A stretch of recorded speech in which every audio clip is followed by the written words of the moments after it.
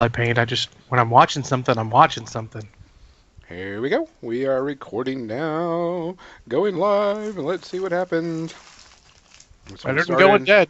Central Dallas going live, and we are now live on Twitch during the pre-ramble. We are going to be here for a bit, talking about 30 minutes. If you can see us and hear us, please let us know. If you can't, please let us know too. Hopefully everything's going to be going okay. Hopefully everything seems and looks fine. Absolutely. Everything seems to be Yeah, Twitch is twitching. Twitch. Twitch-a-loadian. I wouldn't rely on me I'm for twitching video under my today desk right now. Twitch. because man, my internet. Whew, weird. It's weird. Yeah, like I said, it'll load up everything fine, but sometimes it takes like a minute or two to start loading the website. And it'll be like, you don't have an internet connection. I'm like, I goddamn do. I'm watching a video while you're loading this website, you idiot. And well, then it's just you and I, so in the chat room right now. So network no error. biggie. Yeah, someone will also have to because mine's showing network error. I'm here now. I'm in the chat. What? Why are you in Unleash the chat? beast. Unleash the beast. Because people keep heckling me while I'm painting because I'm looking down. So at least now I can see them making fun of me. Ahem. Congo. Congo would never do that. Congo's like our biggest fan. And also Congo's our biggest troll, which is awesome. I find that's usually the same person. It is usually the same person, Yes, it is. which I love. I love you so much I must troll you. Yeah, It's like junior high all over again. What? That explains Trump. He loves us so much, he must troll us like that, right? Right? You're smoking crack. So I'm high on Are we life. going there? Are we going there? No. Talking about junior high, I started watching the new show Big Mouth on Netflix. It's a new Netflix series, and it is a cartoon, and it's about kids reaching puberty. And holy fuck, they say some of the raunchiest, dirtiest, funniest shit I have ever heard. So, like we did in junior high. Yes.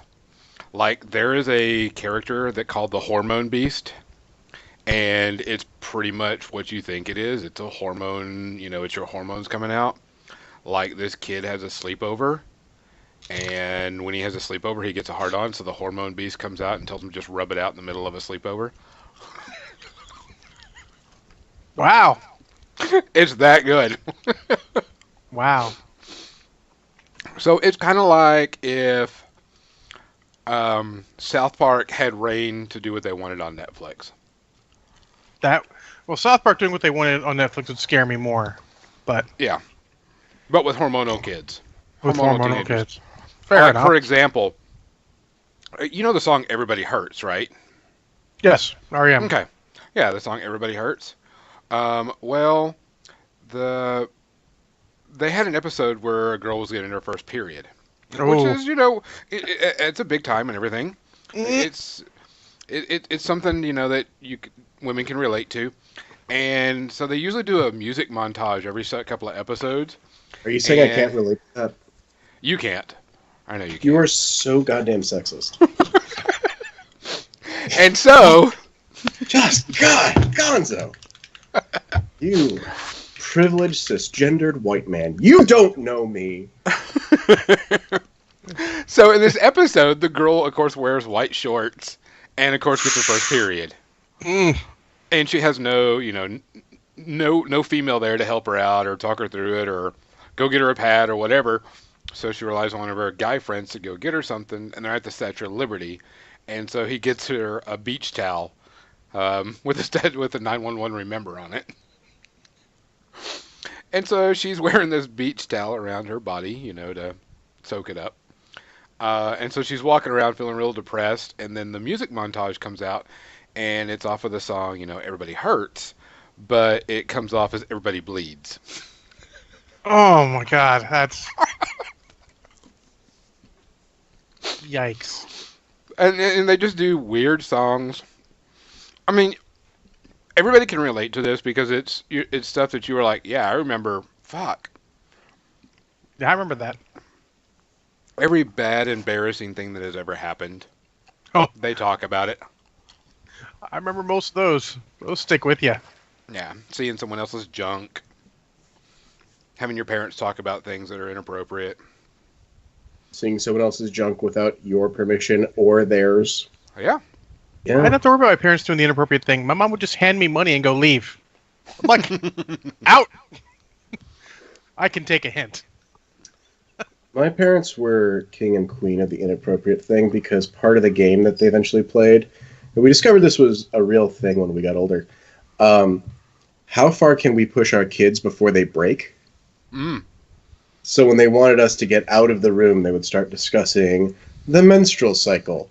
And to no surprise, my brother and I would just run. So when they wanted us to get out of the room... But that made you the man you are today. The menstrual cycle. It's true. And to no surprise, my brother and I part of why I was surprised that my dad knew so much about the menstrual cycle. To get out of the room. But that made you the man you are today. The menstrual cycle. It's true. Oh, this is wonderful conversations. Did anyone play any games? Wait a minute, we gotta make sure we have Cosmic Scotty Potty here. It's true. I mean, I just said hi. We gotta dance. Everybody dance for him. Woohoo!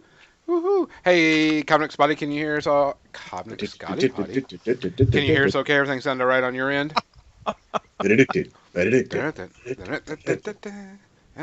Wow.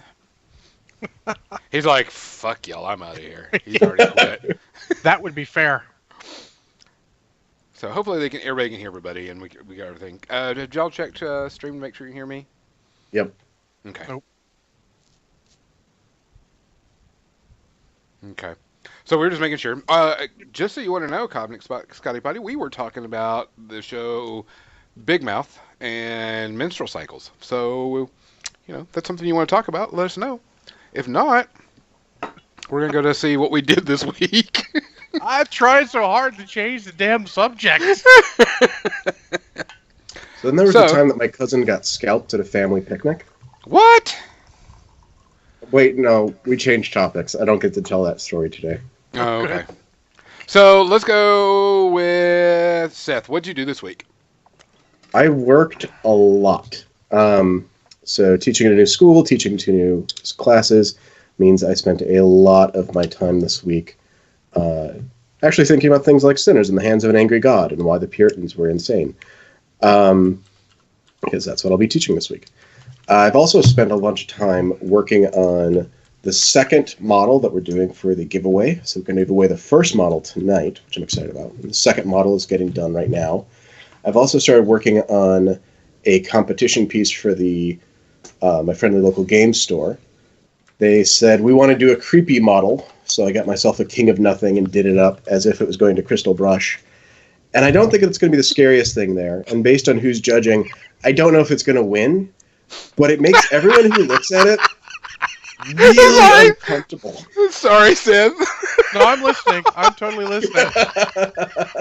Oh, fucking Christ. I love you, Cosmic Scotty Potty. I love it. That's my favorite joke of all time. Oh, I remember that one now. Oh, God. Mm-hmm.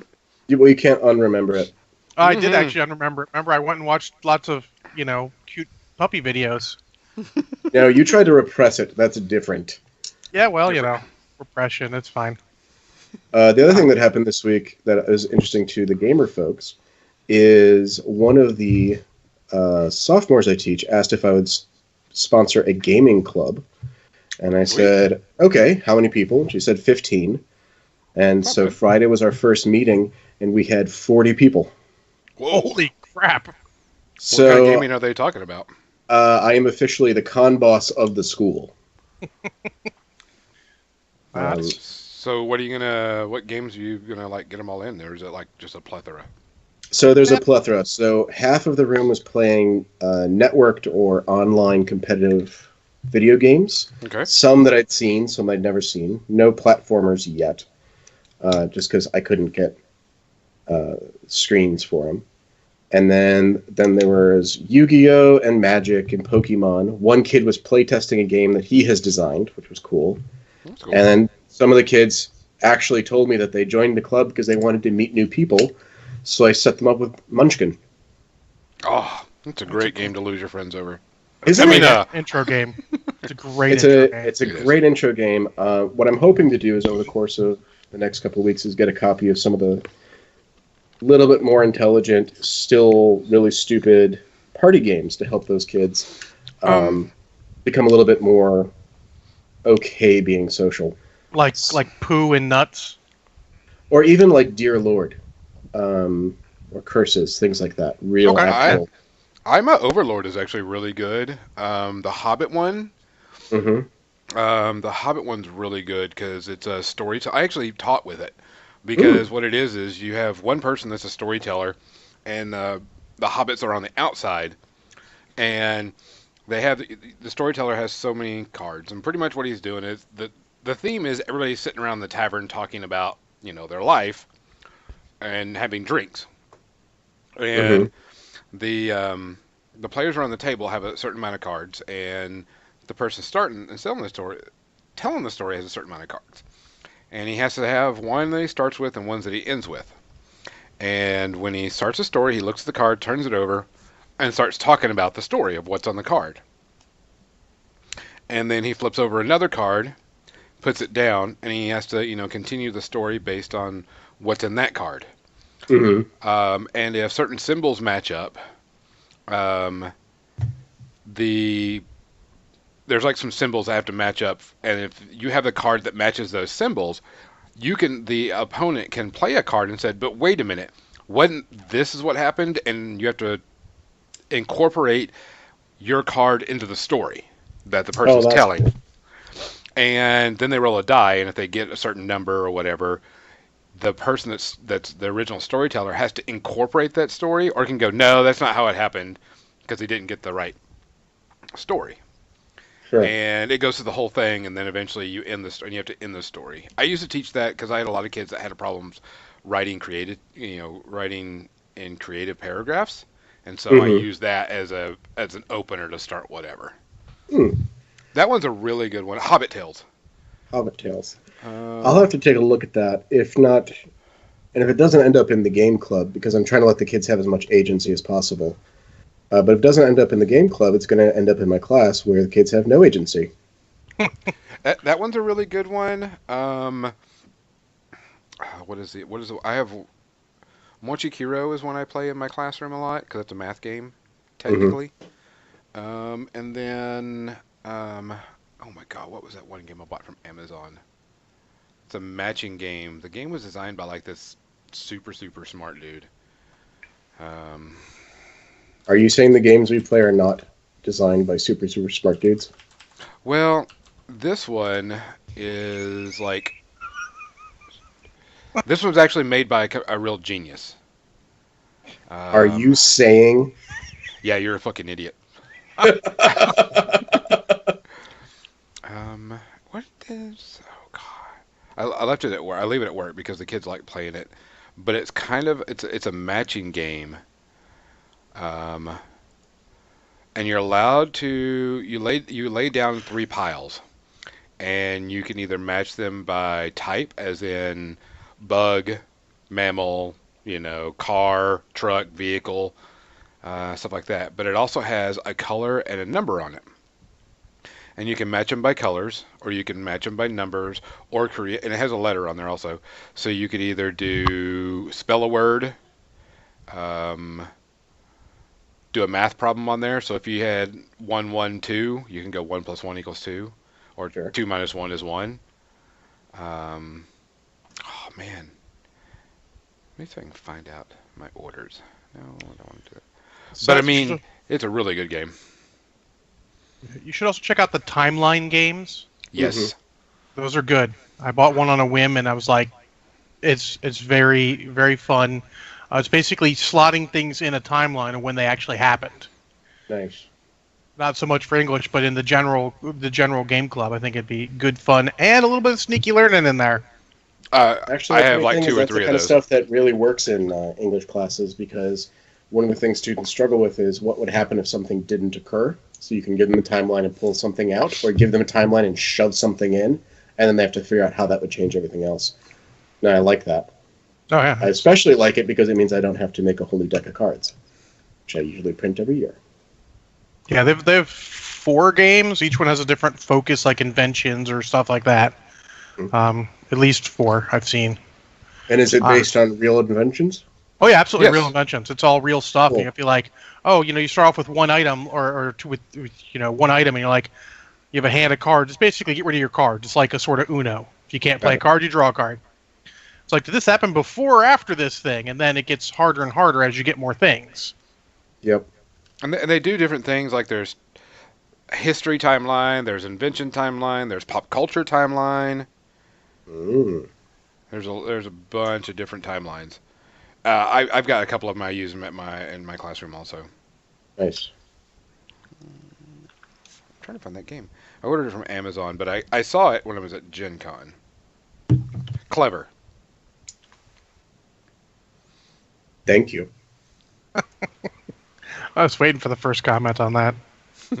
But I mean, I had to actually take the brush out of my mouth and move my mustache in order to say that. And you waited! You waited! I was writing a comment. You guys are so polite. John, how was your week? My week was good. I had 2 days off for my birthday. Woo! Can I sing you happy birthday? I'd prefer not. Well, this is me singing you happy birthday anyway. Oh, no. I'm not going Marilyn Monroe. I might go Marilyn Manson. This is the birthday song I sing for my students. Are you ready? This is your birthday song. It is not very long. Hey! And now we can get on with our lives. Fair enough.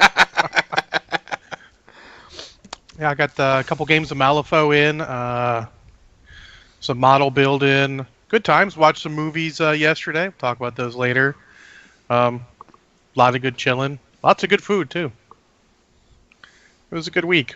But I hear if you only work 3 days, it's a really good week. Yeah, so really enjoyed playing Malifaux. I got 1 down in Annapolis at Third Eye Games, and 1 up here at against Norin, one of my usual opponents. But we should have some more people showing up now for the Slowgrower League I'm running.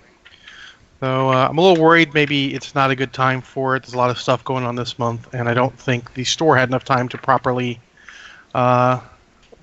advertise it. So I might have to just run this one and then do one far out like next year and make sure there's plenty of notice. But we'll see.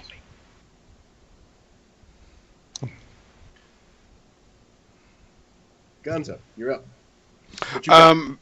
Before we do that, also another game that you should probably do. Oh, I'm my sorry. Dark Overlord. Okay, what's that one? What it is one person plays the Overlord, okay, Mm-hmm. and everybody else plays underling goblins, okay.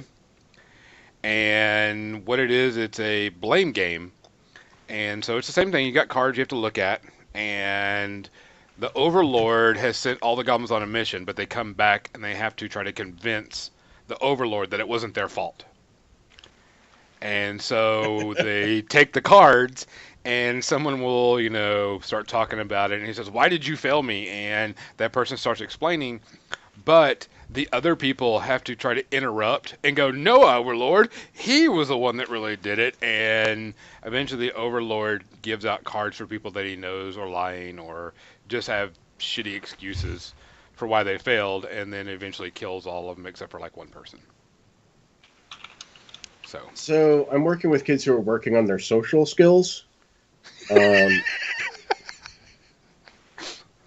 I feel like, as a couple of them have specifically told me they want to get better at talking to people, that talking to people makes them nervous. Maybe I'll save that for later in the year when they're feeling a little bit more, expert. That was a really fun one, though. Actually, that sounds like a great game to play with a bunch of people who might be just a little bit more. Yeah, see, that's listing off something that I'm not doing in my class, and maybe I'm missing an opportunity. I don't know. Oh, that sucks. Okay, my week. Well, they changed up my schedule at work, so I don't have to be at work until about 8:30. Oh, wow. I work for an hour. I'm off for an hour. I work for an hour. I go to lunch for an hour. I work for an hour. I'm off for an hour. I work for an hour, and I go home. So I'm teaching pretty much like 4 times during the day. Um, but we've had some pretty good rough and hard weeks, a week or so. 'Cause my classroom changes all the time. I've I gain and lose kids like every week. I think I'm losing like 2 kids this week, and then we'll get a bunch back, get some different ones. But so it was a weird week at work. Monday I went to go to the dentist, and I thought I had an infection in one of my teeth because I had a cracked tooth, and it's not an infection. It's gone all the way to the nerve, so they can't pull it out until the 11th. So swelling goes down and everything. Yeah. Well, everything's fine. It's not so bad. I just knew what it was because I've had so many root canals. Almost every root canal I've had, they've had to just pull the tooth because it's failed. I've actually had several successful ones. That being said, I am also missing several teeth that they had to pull for various reasons. Yeah.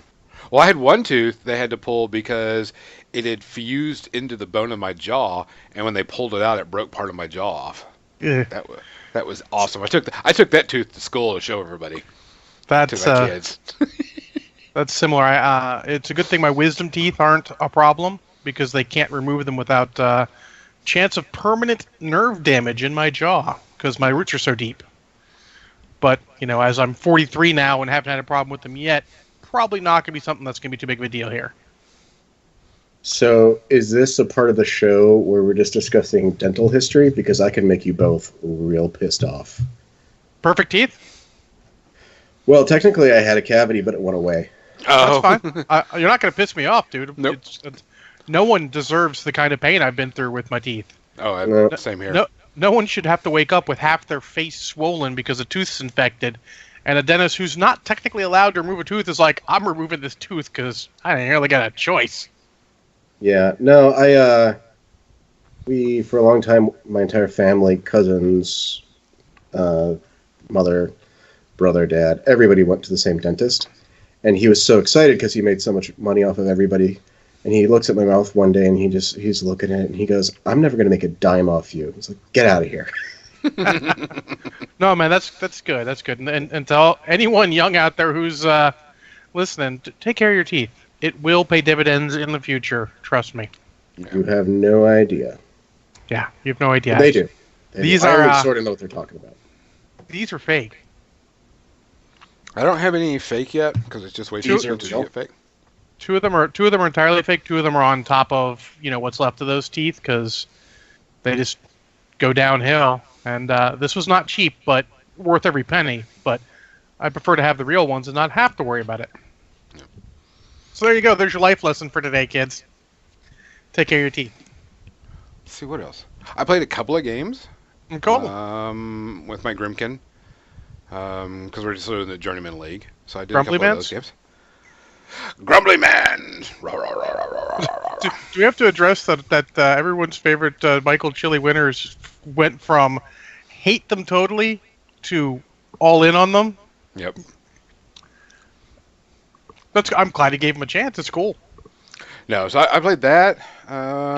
Played some Guild Wars 2. Liz Hunt and I are kind of teaming up and playing that for a bit. That's cool. It's always better to play those games with somebody. Yeah, especially new people, because I don't know a lot of people that play Guild Wars 2, and it's a really good game. A lot of fun. The new expansion did tons of business. Really good. Other than that, did some painting yesterday, did some painting today, working on my Grimkin. Which shouldn't be like really hard to paint, but it's taking way too long. I can't get very motivated to paint right now. I have only seen a few of them, but in all seriousness, they look like they are some great models. It's one of the reasons I'm excited to be painting up a King of Nothing right now. But like I said, I'm taking him to a creepy place. Yeah, I found that the models I've thought have been really good, or at the very least, really thematic. If I don't necessarily like them myself, I'm like, they're still very thematic. Well, okay. I love the Dreadrots. The Dreadrots are one of the coolest looking models I've seen. I love the pumpkin heads, etc., etc. They're one of the crappiest sculpts because, okay, I put them together, cleaned up the lines that I could, and they were horrible. the lines and everything. And so I put them together, and I'm doing this dry brush, black and white, with a splash of color scheme.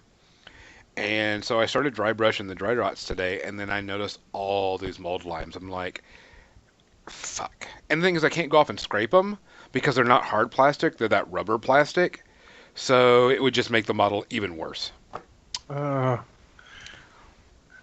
So I'm just Bra- like, fuck it. Go to Home Depot or something, get yourself a small brass brush, and just, even if you can't see him, hit him with that all over before you do it. It'll take some of those fine lines off. Oh, it's not. I'm talking about this is rubber plastic. I'm talking, it's rubber. But brass brush will still help. And it'll ruin all the paint job I did on them. Well, yeah. Yes, it'll ruin the paint job you did, but in the future. Yeah, Are well, you just dry brushing? correct. And so when I dry brush it, but I mean, I've layered a couple of colors on top of it. Because I prime them black. I do a dark gray underneath it, and then I do a light gray on top of that, and then I do another light gray, a lighter gray on that. Then I do a blue white on top of that, and then I do a pure white on top of that. No, I get you. It's just I didn't realize how much or how many mold lines were on there because I didn't even see it on the model whenever I was putting together. They didn't even show up. Not until after I started dry brushing the white did it start showing up, and I was like, oh, well, fuck it. Sure, because you're hitting the raised edges and the very small ones. The white will pick up nicely. Yeah. So, do you want a genuine maybe solution? Start all over. No. Buy a scalpel. To be precise, buy a number. I didn't even tell you a number. Well, I mean, it's not that I don't have a problem cutting them up or getting the mold lines off. It's just I didn't see them until after I was dry brushing because the model's all gray and they've got a lot of raised ridges to begin with, and I didn't see them until after I started dry brushing, and I was just like, oh well, screw it. So a number two scalpel's got the right sort of shape to get that stuff, and it's sharp enough. I hear what you're saying, and it's really frustrating when that happens. But honestly, even when I'm working on commission stuff or when I'm working on display stuff, something always slips through because it's really hard to see that. There's a product I've seen out of England that's not released yet, but it's a pre-priming dip for checking your assembly lines and mold lines. Oh. And it's like, they're predicting it's going to be like $10 for a mason jar, but you can dip several hundred models in it. That's not bad at all. Yeah. So I'm like, that's probably something I'll invest in when they've got it figured out. I mean, even if you can only do 100 models in there, that's like 10 cents a model. Exactly. Like Whatever. It's nothing. Yeah. And it's still a water-based acrylic, and it's designed to be primed over. So I'm like, that could be really handy. Mm-hmm. Yeah, absolutely. I mean, especially like I says, these are like the dread rots. I wish they would have done them in the hard gray plastic that they used to do or resin that they normally do. But I mean, it's the rubber old board game material stuff, and I'm just like, you're killing me, Smalls. Yeah, Dallas even had to do a video on them, which makes me feel like they might be getting some complaints, which I think are kind of justifiable. Oh, yeah. If you're paying this much for a model, you should expect good quality plastic, good quality resin. Hashtag Finecast. Well, that's the reason why I think it was so weird is the hollow men were done in the normal plastic that they do all their inventory in, but the dread rots were done in that rubbery plastic. I was like, what? Why two different things? Yeah. Who knows? Somebody should message Dallas. Dear Dallas, what the fuck? Love and WTF, sparkling dude. kisses. I do love that guy. Yeah, he's awesome. So, it's about that time. What? No. I say we just pre-ramble. We're having such a good time. Who needs a real show? The people that are pay for it. Don't we give this away for free? We give this. No, we don't give this away for free. What? How would I get the Primecast? How would I? What? I want the pre-ramble. If you want the How do I get pre-ramble, the pre-ramble? You can watch the pre-ramble as it goes live, but if you want to watch it after the fact because you're watching some cool stuff, you have to subscribe to the Patreon account. explain to me. And with this that big- said, we'll talk about the Patreon account when we come back, guys. We're going to reset everything, bring everything back up, bring everything back down, do the hokey pokey, turn ourselves around. We'll be right That's back. what it's all about.